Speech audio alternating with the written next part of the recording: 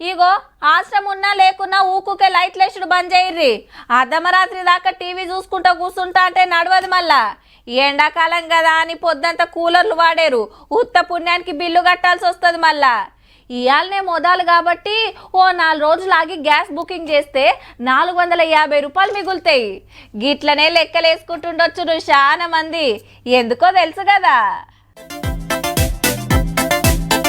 500కు gas 200 యూనిట్ల దాకా free current పథకాలు చాలు చేసిండ్రు సచివాలయంలా. 40 లక్షల గ్యాస్ కనెక్షన్లకు సబ్సిడీ వస్తుందట. కాకుంటే మొదలు మొత్తం మనం కట్టాలి.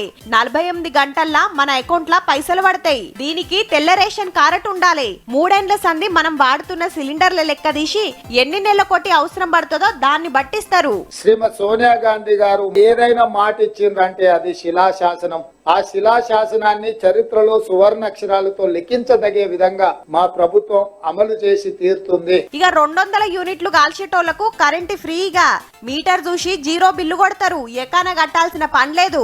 ప్రజాపాలన దరఖాస్తు పెట్టుకున్నోళ్ళకే గీ ఛాన్సు. ఒకళ్ళ వెట్టనోళ్ళ కోసం గీ సౌలతి వేసిండ్రు.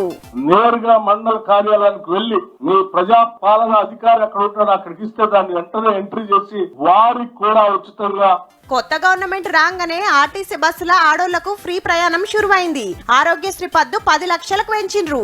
ఇగి అలా ఈ 2 గ్యారెంటీలు 100 రోజుల్లా కడమే కూడా పక్కా వేస్తారట.